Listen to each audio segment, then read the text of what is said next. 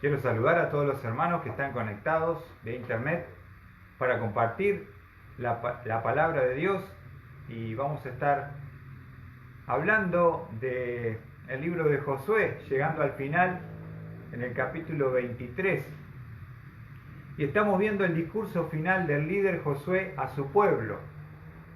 Él ya tiene 110 años, le queda poco tiempo de vida, ya ha terminado la carrera, ha peleado la buena batalla, ha acabado la carrera y ha guardado la fe, como dice Pablo, y ya está despidiéndose de este mundo con esta tarea cumplida. Pero antes le va a compartir al pueblo, a los líderes, les va a abrir su corazón y les va a dejar lo más importante que ellos tienen que tener en cuenta para ser una nación unida y poderosa. Y justamente lo primero que va a compartir el líder, que estábamos viendo el domingo pasado, justamente la presencia y el poder de Dios son exaltados. En el versículo que hemos visto, en el versículo 4 del capítulo 23. Y vamos a ver una promesa.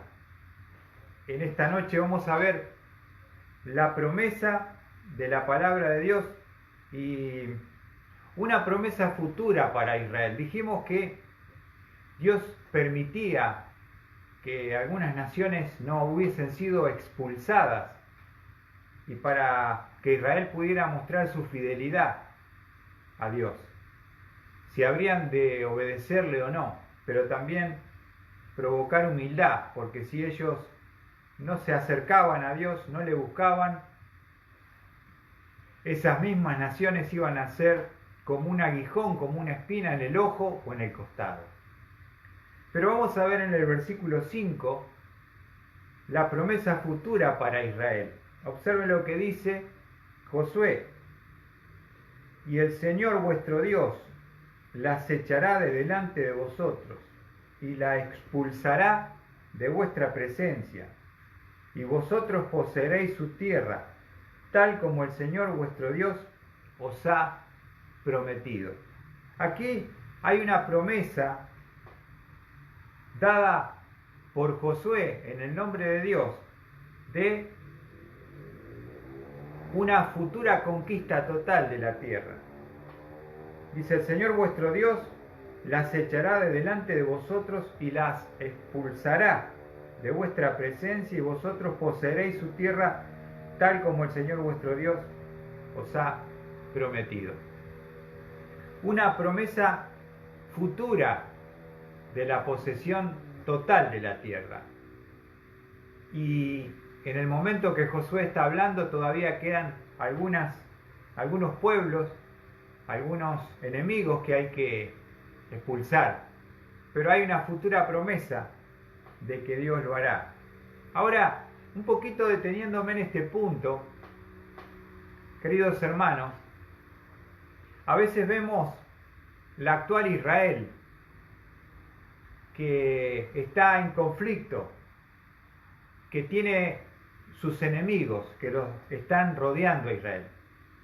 Especialmente hemos visto el ataque hace poco de Hamas, que son de Gaza, de ese sector, que es un grupo, un movimiento islámico extremista, y desde Gaza atacado a Israel. Y muchas veces uno ve en las redes sociales, en Facebook, por ejemplo, que se ora por la paz de Israel. Y hay algo que uno tiene que conocer y saber, que vamos a ver allí en Ezequiel 28. Les quiero mostrar una hermosa promesa. Ezequiel capítulo 28. ¿Cuándo se cumplirá? ¿Cuándo Israel estará en paz? ¿Cuándo habrá ese shalom para Israel? Y en este presente tiempo y siglo no lo va a haber, porque Israel está rodeado de enemigos. Y sabemos que un día Dios les dará la tierra y destruirá y aplastará a sus enemigos. Pero nos dice Ezequiel 28, versículos 24. Miren qué hermoso pasaje y qué hermosa promesa. Ezequiel 28, 24 al 26. Dice la palabra de Dios: y no habrá más zarza punzante ni espina dolorosa para la casa de Israel, de ninguno de los que la rodean y la desprecian. Y sabrán que yo soy el Señor Dios. Lo vuelvo a leer. Y no habrá más zarza punzante ni espina dolorosa para la casa de Israel, de ninguno de los que la rodean y la desprecian. Y sabrán que yo, el Señor, y sabrán que yo soy el Señor Dios. Dice versículo 25, así dice el Señor Dios, cuando yo recoja a la casa de Israel de los pueblos donde está dispersa y manifieste en ellos mi santidad a los ojos de las naciones, entonces habitarán en su tierra que di a mi siervo Jacob, y habitarán en ella seguros, edificarán casas, plantarán viñas, habitarán seguros, cuando yo haga juicio sobre todos los que a su alrededor la desprecian, y sabrán que yo, el Señor, que yo soy el Señor, su Dios. Una promesa que se cumplirá en el futuro, porque Dios se encargará de sus enemigos. Dios vendrá en su segunda venida, pisará el monte de los olivos, se partirá en dos, vendrá en gloria, se armará esa batalla en Armagedón y Dios destruirá a sus enemigos, y allí Israel habitará seguro, y allí van a estar en paz. Pero mientras tanto, hermanos, el conflicto, la batalla, los enemigos que desprecian a Israel están vivos y activos. Y allí están ese grupo musulmán desde Gaza, un grupo terrorista islámico que está siempre tratando entre uno de los enemigos que se levanta cada tanto para atacar a la nación de Israel. Pero la promesa de Dios a través de Josué, en el capítulo 23, volviendo allí al versículo 5. Ahora vamos a ver, hemos visto la promesa futura para Israel, pero también vamos a ver la palabra de Dios debe ser obedecida.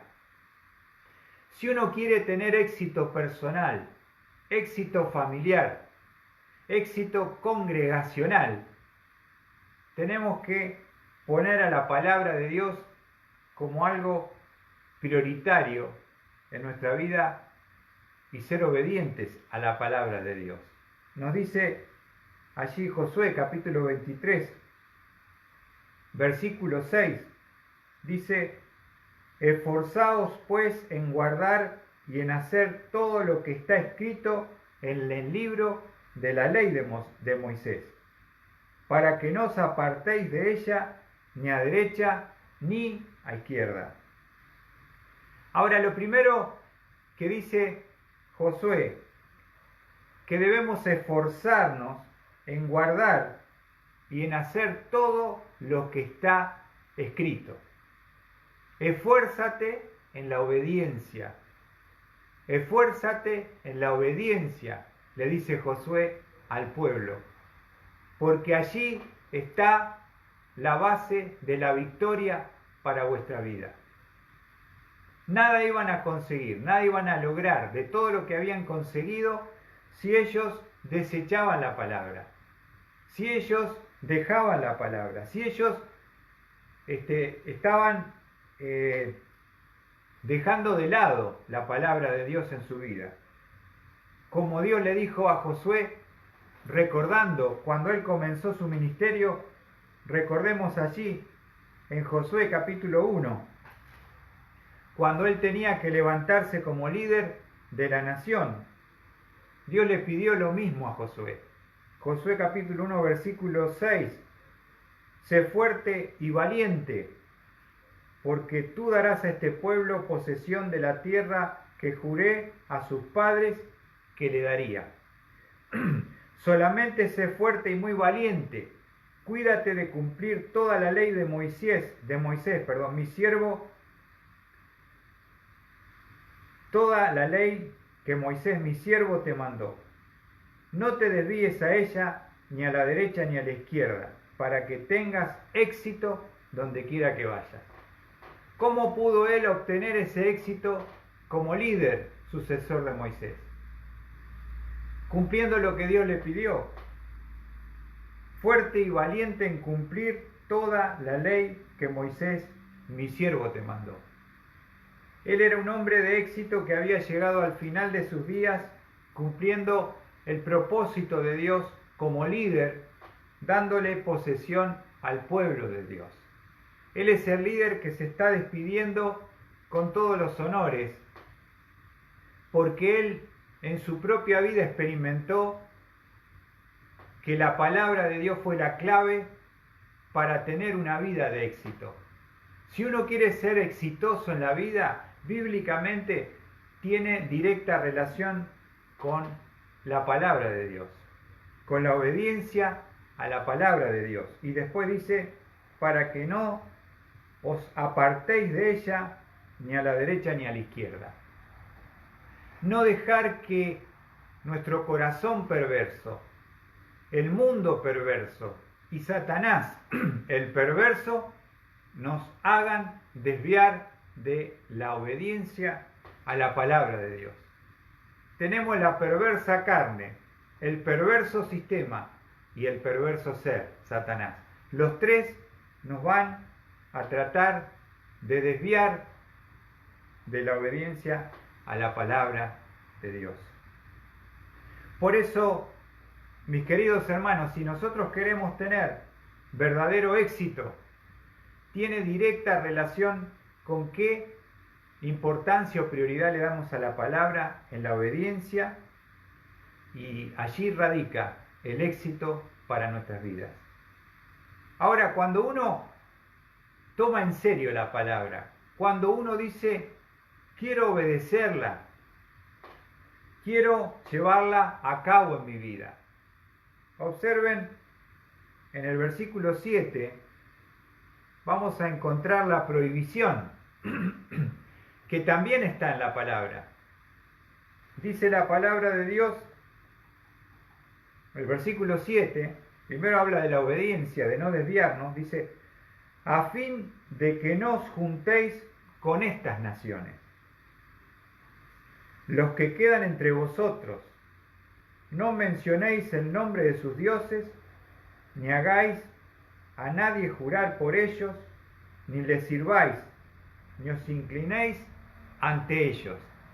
Y aquí vamos a ver la prohibición que le va a dar Dios al pueblo de Israel. Y dice, no os juntéis con estas naciones. Ellos debían ser un pueblo santo. Santo es apartado para Dios.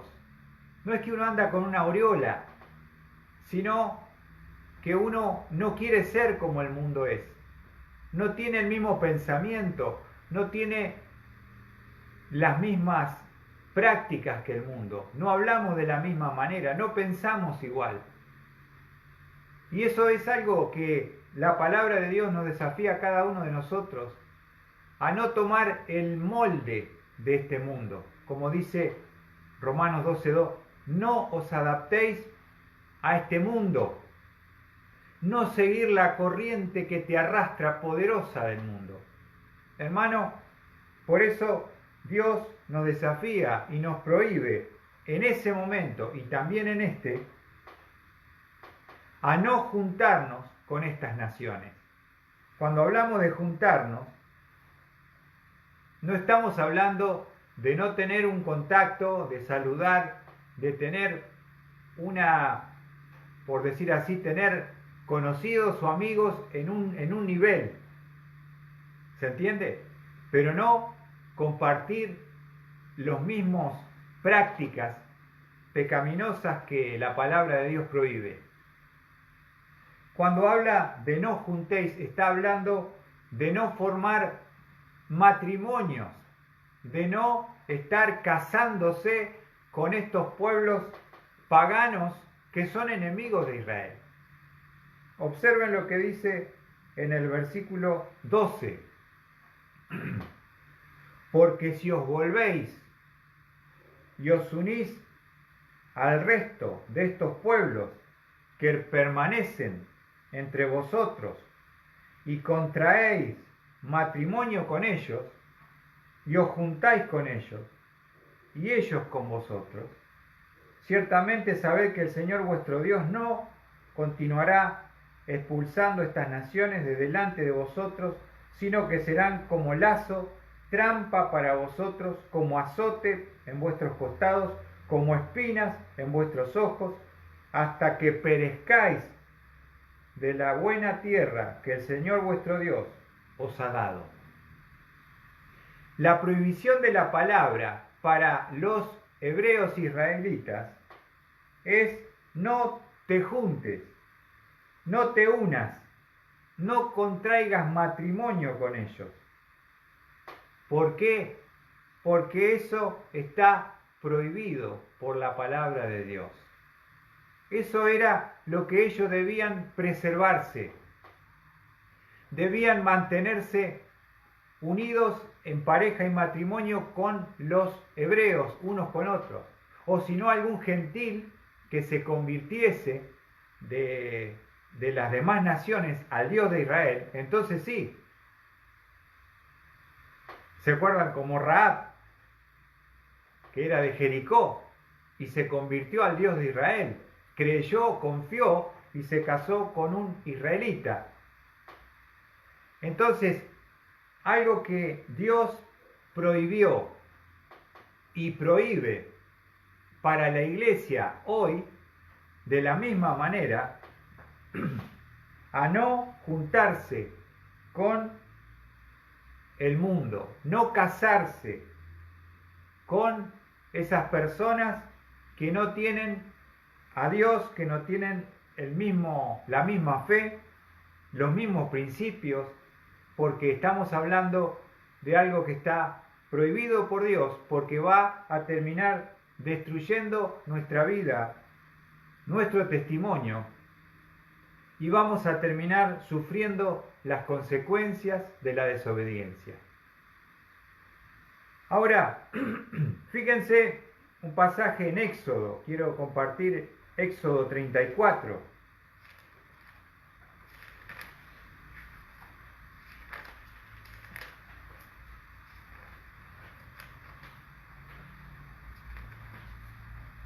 Éxodo 34, versículos 12 al 16. Ya lo dice la ley. Observen. Cuídate de no hacer pacto con los habitantes de la tierra a donde vas. No sea que esto se convierta en tropezadero en medio de ti, sino que derribaréis sus altares, quebraréis sus pilares sagrados, cortaréis sus aceras, pues no adorarás a ningún otro Dios, ya que el Señor, cuyo nombre es celoso, es Dios celoso.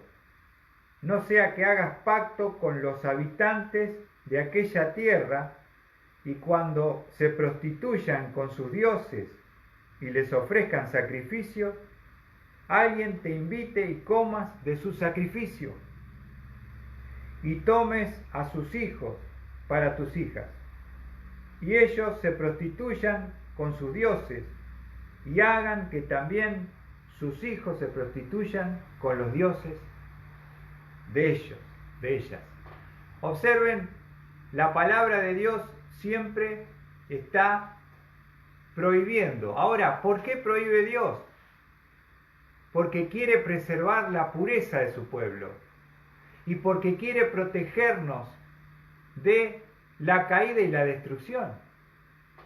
cuando uno le dice a un hijo, no hagas esto, el hijo lo interpreta en su egoísmo como que el padre no lo quiere, porque le pone un límite, porque le está marcando algo que no debe avanzar.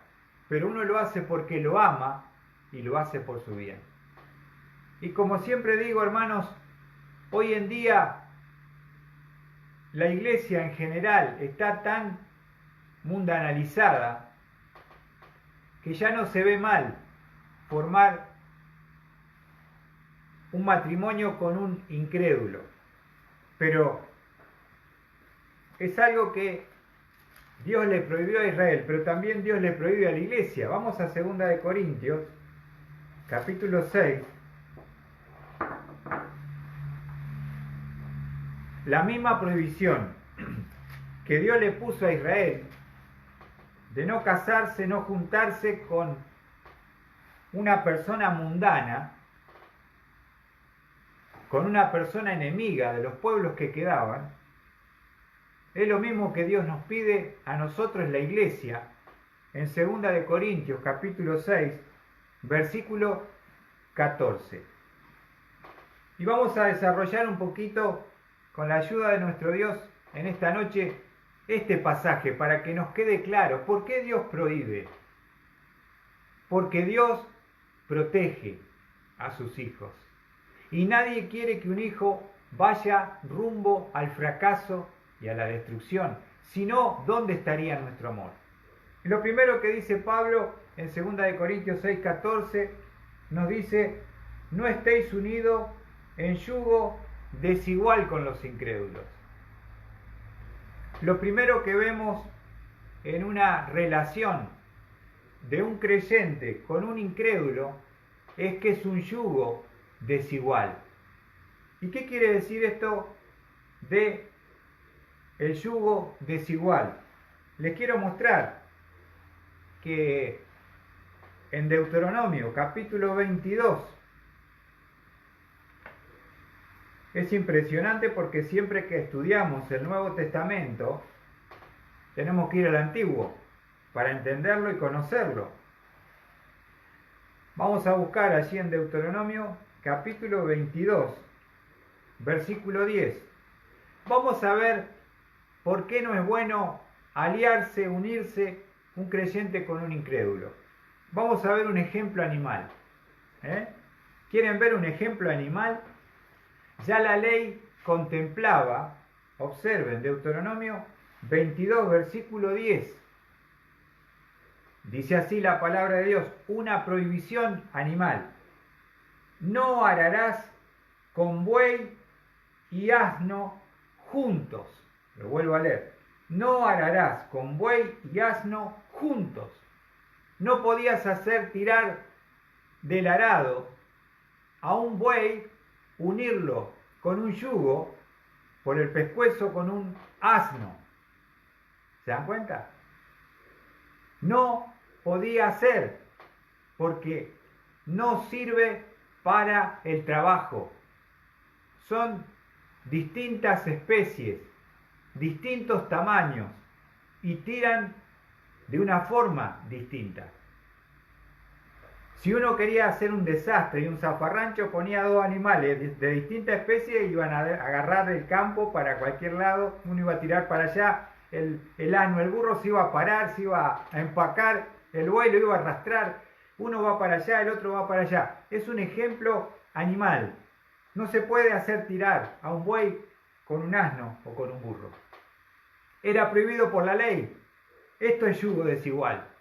Dos bueyes o poné dos asnos, pero no pongas uno con el otro, porque esto es yugo desigual. ¿Se entiende? Ahora, el buey era un animal limpio, mientras que el asno era un animal impuro. Entonces, esto, más allá de que es algo para una ley, para el campo, para el arado, Dios dijo, no lo juntes. Es un principio que se extiende en la unión entre un hijo de Dios y un hijo del diablo. Entre un creyente y un incrédulo. nunca van a poder ser una yunta, porque uno va a ir para un lado y otro va a ir para el otro. Aunque vos creas que va a funcionar, aunque vos creas que lo vas a llevar para el camino de la fe, Satanás te va a destruir y te va a derribar y nunca lo vas a poder lograr. Porque si uno comienza un matrimonio en desobediencia, ya comienza mal esa pareja. Entonces, lo primero que Dios nos dice a través de 2 de Corintios 6:14, un ejemplo animal. ¿Cuál es? No te unas en yugo desigual. Si eres buey, eres salvo, no te juntes con el burro, con el asno, que es en este ejemplo que hemos visto. Vamos a volver a 2 Corintios. No os unáis en yugo desigual con los incrédulos. Y nos va a decir por qué. Pues, ¿qué asociación tiene la justicia y la injusticia? ¿Qué asociación tienen la justicia con la injusticia? ¿Cómo podemos nosotros asociar la justicia con la injusticia? O sos justo o sos injusto. Y esto, pensaba, ¿no? Tiene que ver con el valor moral que uno tiene como persona. Uno como cristiano, como creyente, tiene un código moral. Pero la persona que no tiene a Dios y a Cristo, tiene otro código del mundo porque es hijo del diablo. Entonces él muchas cosas no la ve como algo malo. Y no van a coincidir en el aspecto moral. Por eso cuando uno tiene un hijo con un incrédulo, empieza el conflicto, porque uno dice, yo sé que esto no lo tengo que hacer, que mi hijo no quiero que lo haga, pero el padre, que no es creyente, o la madre, que no es creyente, le va a imponer su código moral, su injusticia, su aspecto de la vida. Y uno sabe, cuando ve al hijo criándolo con esos valores, que hay un problema de moral entre el concepto de uno y el concepto del otro. No os unáis en yugo desigual con los incrédulos, pues que asociación tiene la justicia y la iniquidad o injusticia. Lo primero es, no hay un código moral que te une. En segundo lugar, ¿qué comunión? La luz con las tinieblas. Y otra cosa que pasa con un incrédulo, primero no coincidimos en lo moral, pero tampoco coincidimos en lo espiritual. No hay común unión. Fíjense, la luz, el creyente es luz y el incrédulo es tinieblas. ¿Cómo podemos juntar la luz y las tinieblas? O hay luz o hay tinieblas. No puede haber una común unión. En lo espiritual, uno no puede tener una comunión espiritual con esa persona que no tiene a Dios, porque está muerto en sus delitos y pecados. Nos dice Efesios 2:2, Él os dio vida a vosotros cuando estabais muertos en vuestros delitos y pecados. ¿Se entiende? Miren, hace muchos años trabajaba en Lima y le hacía comisiones a las personas, y había una persona que yo le hacía comisiones, que era una mujer que tenía 13 perros, me acuerdo. Y tenía una extraña costumbre, esta señora, pobre, perdió a su marido y se ve que no pudo superar la pérdida, y entonces ella agarraba su auto, ponía el agua en el termo, llevaba el mate y se iba a tomar mate con el marido muerto al cementerio. Y ella charlaba delante de la tumba de su marido. ¿Se entiende lo que estoy diciendo? El marido nunca pudo tomar un mate, nunca le pudo devolver una charla porque estaba muerto. Ella estaba viva y el marido estaba muerto. Aunque uno dice, yo hablo y yo hago todo lo externo, la persona no lo percibe, porque la persona está muerta.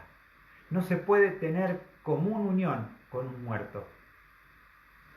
Y era algo que lamentablemente, ¿no? Como en todos los pueblos, dice, uy, la que va a tomar mate con el marido al cementerio, ¿no? Ahora, no hay justicia, no hay comunión en lo espiritual, sigamos avanzando. ¿O qué armonía tiene Cristo con Belial? Esa palabra armonía que figura ahí significa sonar juntos. No hay armonía. Estaba pensando en esto, ¿no? Si pensamos en el aspecto de la música, si juntamos dos melodías a la vez, se produce una armonía. Dos melodías a la vez, se produce una armonía que suena maravilloso.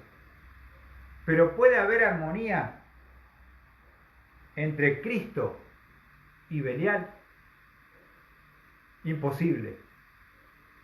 No hay armonía. O estás con Cristo o estás con Belial. Belial es el príncipe de los demonios, como decir Satanás, y tiene que ver con un aspecto de corrupción. Belial, el corrupto.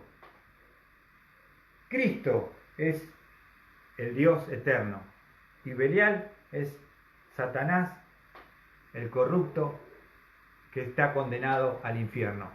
¿Qué armonía puede existir entre Cristo y Belial? La pregunta es, ¿hay alguna armonía? Imposible. Nunca va a haber, nunca la habrá. Nunca puede haber unidad. Me acuerdo hace algún tiempo, algunos años,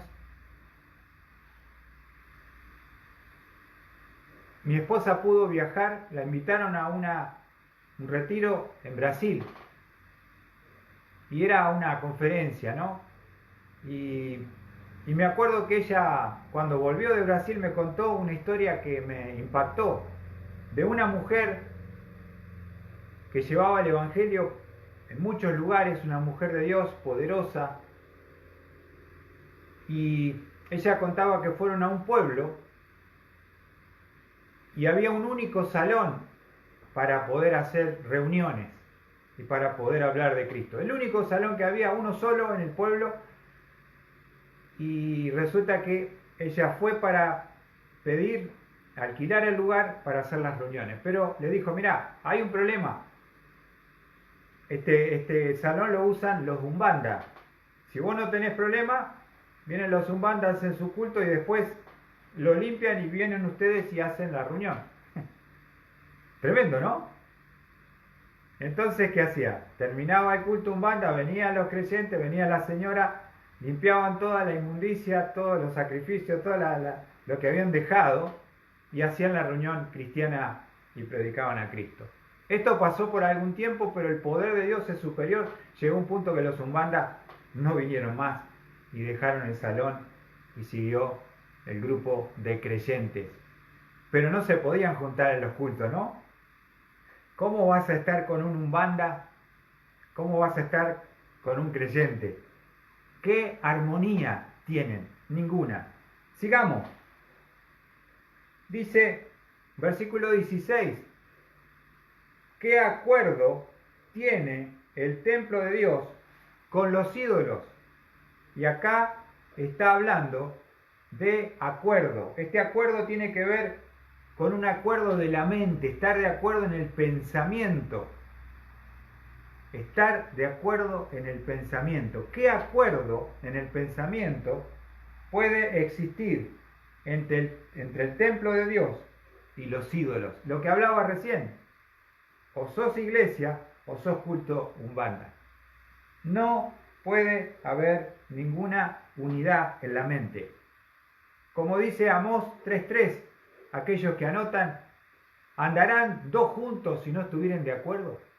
Una pregunta. Una cosa es lo que Satanás te vende cuando te muestra una persona que es amable, que es el caballero, que te compra regalos, que están todos los detalles porque te está conquistando el diablo para destruir tu fidelidad a Cristo y arruinar tu vida y tu testimonio. Pero una vez que te tenga atrapado o atrapada, te va a mostrar la garra y vas a sufrir y vas a lamentar haber tomado esa decisión de formar un hogar con un incrédulo. Yo lo he visto, por la palabra lo creo, pero también como pastor he visto muchos ejemplos de personas que han sufrido toda su vida por haber desobedecido el mandamiento y la prohibición de Dios. Y hermanos, no hay ningún acuerdo entre el templo de los ídolos y el templo de Dios. Hablando en el aspecto de templo, también podemos pensar en el cuerpo, porque nosotros, vamos a 1 Corintios capítulo 6, los creyentes, Dios no mora en templos hechos por hombres hoy. Ya no está en el tabernáculo, ya no está en el templo de Salomón y en el templo de Herodes. Cuando fue destruido en el año 70, se rasgó el velo de arriba abajo. Dios ya no mora, pero Dios mora en el corazón de los que son salvos. Y el cuerpo nuestro pasa a ser el templo de Dios. Fíjense lo que dice 1 Corintios 6, versículo 15. No, dice, ¿no sabéis que vuestros cuerpos son miembros de Cristo?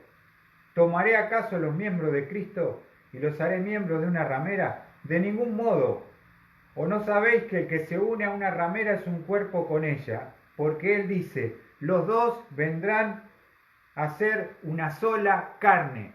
Está hablando de creyentes, los corintios, que estaban teniendo relaciones con personas prostitutas. Y decir, bueno, no pasa nada. No. ¿Cómo que no? Hay una unión física, sexual, y son uno. Es lo que dice la palabra. Pero el que se une al Señor es un espíritu con Él. Observen, huid de la fornicación. Todos los demás pecados que un hombre comete está fuera del cuerpo, pero el fornicario peca contra su propio cuerpo. ¿O no sabéis que vuestro cuerpo es templo del Espíritu Santo que está en vosotros, el cual tenéis de Dios y no sois vuestro? ¿No sabes que tu cuerpo es templo del Espíritu Santo, mientras que el cuerpo del incrédulo, él es hijo de Satanás? Podemos unir sexualmente bajo la bendición de Dios un hijo del diablo y un hijo de Dios. Jamás. Dios no aprueba, Dios prohíbe esta unión. Pero estamos observando, hermanos queridos, ¿por qué Dios dice que no? No porque es malo, porque otra de las cosas que estaba viendo es, en el versículo 14 decía, no estéis unidos en yugo desigual con los incrédulos, pues ¿qué asociación tienen la justicia y la iniquidad?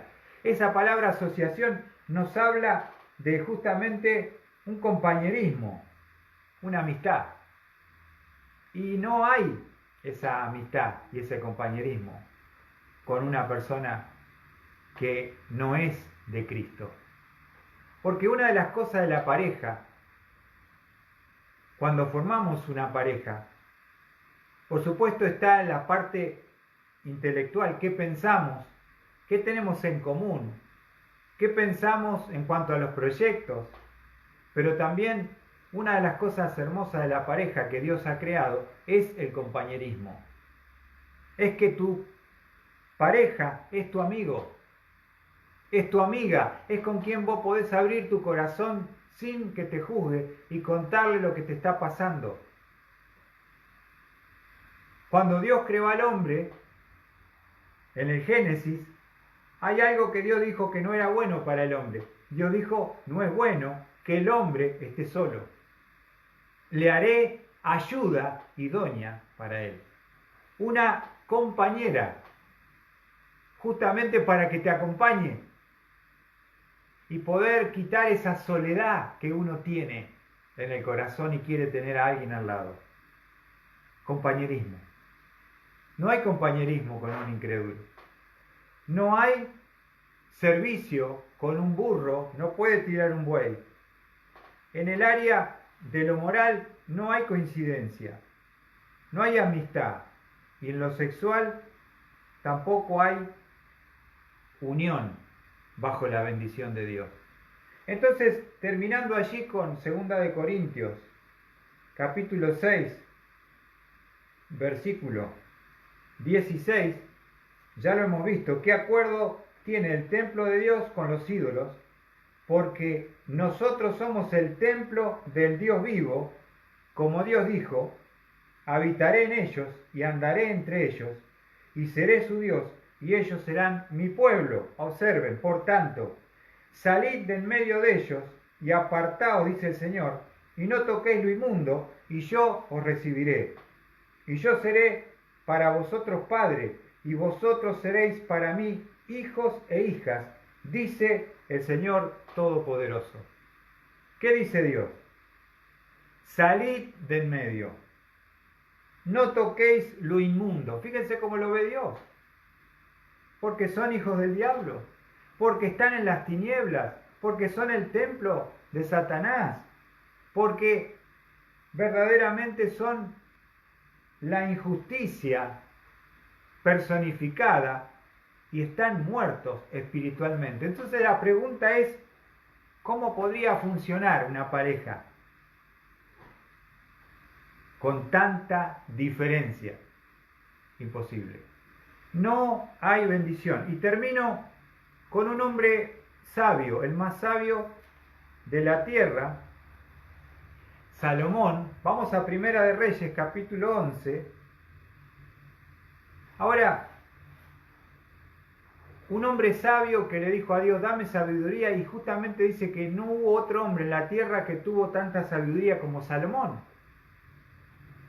Pero sin embargo, Salomón empezó a formar matrimonios con extranjeras y paganas. Tuvo 700 reinas y 300 concubinas. De esa forma él estableció el reino, lo afirmó económicamente, haciendo uniones mediante casamientos con todos los reyes de los pueblos y las naciones que rodeaban a Israel. Y llegó a ser próspero económicamente el reino de Israel. Pero ¿qué pasó? Eso tiene un costo. Y fíjense lo que dice Primera de Reyes, capítulo 11, versículo 4. El hombre más sabio de la tierra.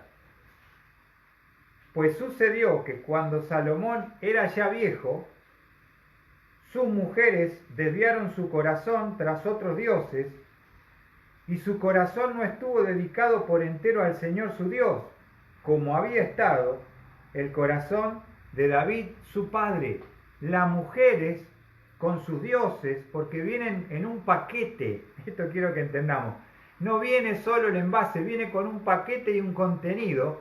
Toda su creencia, toda su idolatría, toda su inmundicia viene en un paquete. Dice versículo 5, porque Salomón siguió a Astoret, diosa de los sidonios, observen, a Milcom, ídolo abominable de los amonitas.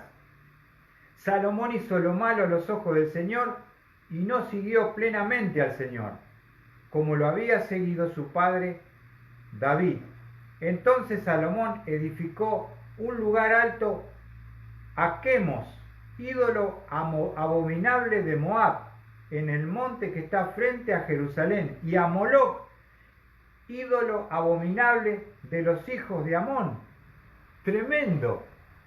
Se casó con mujeres paganas idólatras y terminó haciendo ídolos y templos y lugares de adoración a esos ídolos y siguiendo el culto a ellos. Moloc se lo adoraba tirando a los hijos vivos al fuego para adorar a Moloc. Tremendo, ¿no? El hombre más sabio de la tierra fue desviado su corazón por su relación con las mujeres. Mujeres paganas, mujeres impías. ¿Qué precio que uno paga cuando uno no pone a la palabra de Dios como prioridad? Cuando Dios pone una alerta y una luz roja, uno la ignora y sigue adelante y acelera más. Dios nos dice hoy, como se lo dijo a Israel. Terminamos leyendo Josué 23. Para meditar, hermanos, porque esto es para la iglesia, para la gracia también. No solamente era para Israel la prohibición, Josué 23:7, a fin de que no os juntéis con estas naciones. Y versículo 12, porque si os volvéis y os unís al resto de estos pueblos que permanecen entre vosotros y contraéis matrimonio con ellos y os juntáis con ellos y ellos con vosotros, bueno, después sigue diciendo, van a ser aguijones en su costado, en sus ojos, espinas, y dice Dios, va a traer destrucción sobre vosotros. Por eso, hermanos, tomar la palabra de Dios en serio, creer lo que dice Dios, como Él nos prohíbe, porque nos protege, porque es nuestro Padre. No quiere que sus hijos vayan a la destrucción. Está en nosotros y en nuestro temor a Dios decir, Dios dice la verdad, o a pesar de que yo sé que es la verdad, yo voy a hacer lo que a mí me parece. Pero el día que uno tenga que ser disciplinado y pagar las consecuencias y llorar amargamente, recuérdense que Dios nos enseñó, nos mostró, nos advirtió para que nosotros podamos tener una familia, poder tener un hogar, poder tener hijos, que podamos compartir los mismos valores. Yo nunca discutí con mi esposa porque ella quería imponer algo diferente con nuestros 4 hijos. Siempre basándonos en los principios de la palabra de Dios, dijimos esto es negro y es negro. Iban a la madre, es negro, es negro. ¿Qué dice papá? Es negro. Y hubo esa unidad que nos ha ayudado con mucha lucha y dificultad, a pesar de haber estado dedicada a una mujer completa, tiempo completo a sus hijos, en la formación de hijos que tengan a Cristo y que traten de vivir una vida piadosa. Y gracias a Dios por esa compañera, por esa amistad, por ese amor que nos sigue uniendo por 27 años que vamos a cumplir en la gracia de Dios. Por eso les aliento, les animo a creer lo que está escrito, a que es actual y que Dios nos quiere proteger de la destrucción y de la caída. Que Dios bendiga su palabra, hermanos, y gracias por estar compartiendo este tiempo de estudio.